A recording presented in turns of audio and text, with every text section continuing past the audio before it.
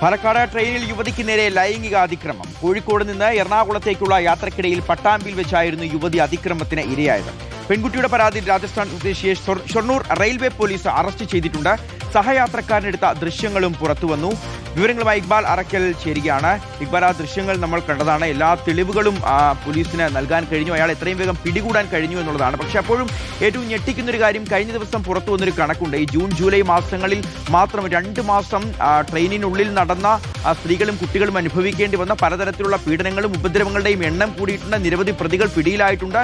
ഈ പോലീസും RPF എല്ലാം എല്ലാ സുരക്ഷയും ഒരുക്കി എല്ലാ കോച്ചുകളിലും പ്രത്യേകിച്ച് സ്ത്രീകൾക്ക് സുരക്ഷ ഒരുക്കുന്നുണ്ട് എന്ന് പറയുമ്പോഴും ഇത്തരത്തിലുള്ള സംഭവങ്ങൾ വീണ്ടും വീണ്ടും ആവർത്തിക്കുന്നത് ഞെട്ടലുണ്ടാക്കുന്നതാണ്. എന്താണ് ഈ സംഭവത്തിന്റെ കൂടുതൽ വിവരങ്ങൾ ഇക്ബാൽ?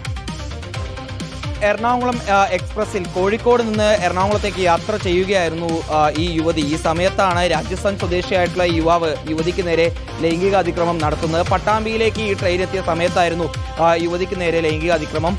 യുവതി ഈ ട്രെയിനിൽ ഇരിക്കുന്നതിനിടയിൽ അടുത്ത് ഇരുന്ന ഈ രാജസ്ഥാൻ സ്വദേശിയായിട്ടുള്ള സതീഷ് കുമാർ മീണയാണ് യുവതിയോട് വളരെ മോശമായി പെരുമാറിയത്. യുവതി ഉടൻ തന്നെ എഴുന്നേൽക്കുകയും ഇതിനെതിരെ പ്രതികരിക്കുകയും ചെയ്തു. ഇതെല്ലാം സഹയാത്രികനായിട്ടുള്ള മറ്റൊരു യുവാവ് മൊബൈലിൽ പകർത്തുകയും ചെയ്തു.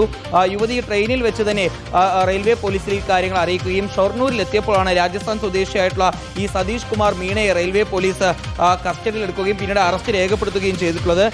ഇയാൾ വടകരയിൽ ടൈൽസ് ജോലി ചെയ്യുന്ന വ്യക്തിയാണ്. വടകരയിൽ നിന്ന് ഷൊർണൂരെത്തി പിന്നീട് അവിടെ നിന്ന് കോയമ്പത്തൂർ വഴിക്ക് രാജസ്ഥാനിലേക്ക് പോകാനായിരുന്നു ഇയാളുടെ യാത്ര എന്ന് പറയുന്നത്. ഇതിനിടയിലാണ് ഇയാൾ പട്ടാമ്പി ഭാഗത്തേക്ക് ട്രെയിൻ എത്തിയപ്പോൾ യുവതിയോട് വളരെ മോശമായി പെരുമാറിയത്. ഏതായാലും നിലവിൽ ഷൊർണൂരിലെ റെയിൽവേ SI ആയിട്ടുള്ള അനിൽ മാത്യുവിന്റെ നേതൃത്വത്തിൽ ഇയാളുടെ അറസ്റ്റ് രേഖപ്പെടുത്തി ഇപ്പോൾ കോടതിയിൽ ഹാജരാക്കി റിമാൻഡ് ചെയ്തിരിക്കുകയാണ്. ശരി ഇക്ബാൽ.